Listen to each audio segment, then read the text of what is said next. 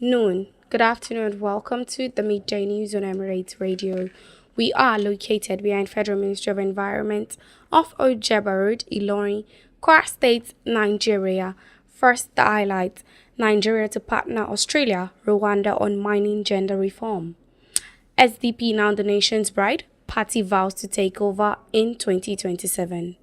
Kwara introduces transporter color codes to strengthen safety and compliance. And on sports, NWFL final day matches to kick off simultaneously.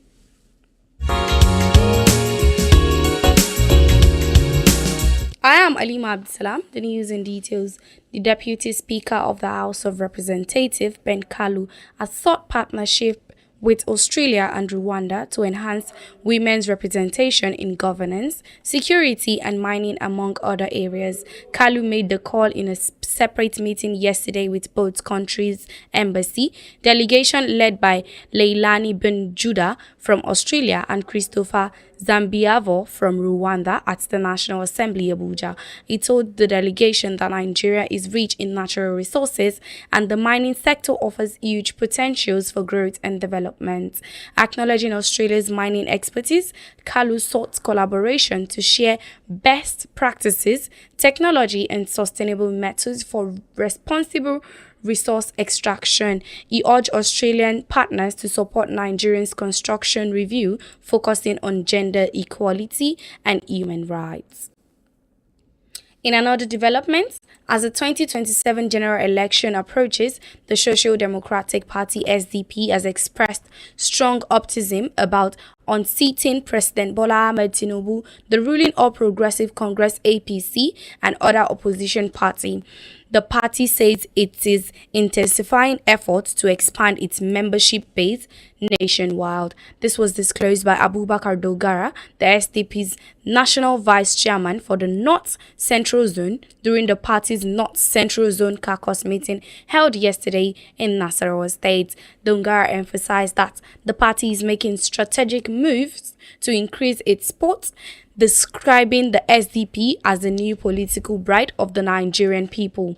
He noted that the party is actively preparing for the 2027 elections through ongoing member registration drives and regular meeting across various levels. He commended key party figures such as Honorable Jonathan Gaza, Prince Adewale Adebayo, and Honorable Femi Olaniyi Ferrari, describing them as instrumental to the party's progress in the North Central region. On the home front, the Kwara State government has introduced color code for the transporters in the state to enhance identification of vehicles and improve public safety. The initiative, announced by Honorable Lafia Aliu Kaurasabi, Commissioner for Transport, during a triplet conservative meeting at the ministry headquarters in Ilorin on Wednesday, mandates transport operators to adapt specific color scheme for their vehicles. The commissioner reiterated Governor Abdulrahman Abdulrazak's commitment to maintaining peace and security in the state, stating that the move aimed to safeguard resident lives and properties. The meeting included leaders of Transport Union, State Security Agency representative, and ministry officials. Honorable Lafia Aliu Kusarabi urged all transporters to fully embrace the latest development as a way of complementing government's efforts in promoting and enabling ethical standards in the transport sector and accelerating the visionary insight of the state government on the semi-city project, while integrating a reliable transportation system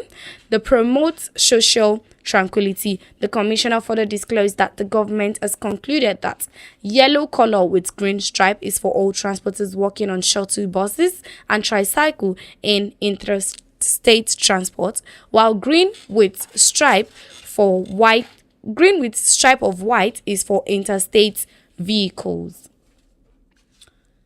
Finally, on sports, final day matches in the Nigerian Women Football League NWFL Super 6 playoff will be played simultaneously on Saturday. All the matches would be played at the Remo Star Stadium, Ikene.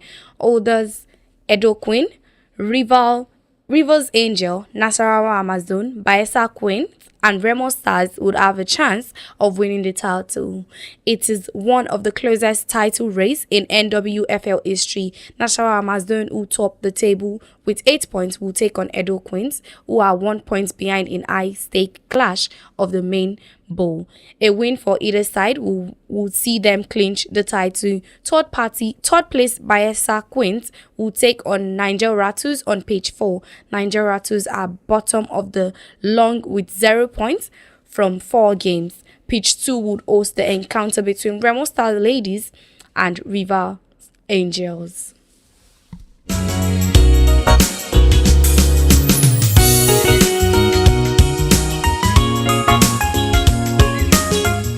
You're still listening to the Midday News on Emirate Radio. Before I end the news, here is a recap of our top stories. We brought to you that the Deputy House of Representative Ben Kalu has sought partnership with Australia and Rwanda to enhance women's representation in governance, security and mining, among other areas. We also brought to you that as the 2027 general election approaches, the Social Democratic Party SDP has expressed strong optimism about unseating President Bola Ahmed Tinubu, the ruling All Progressive Congress APC, and other opposition parties. The party says it's intensifying efforts to expand its membership base nationwide. And on the home front, we brought to you that the Kwara State government has introduced color code for all transporters to enhance the identification of vehicles and improve public safety. Finally, on sports, we brought to you that final day matches in the Nigerian Women Football League NWFL Super 6 playoff would be played simultaneously on Saturday.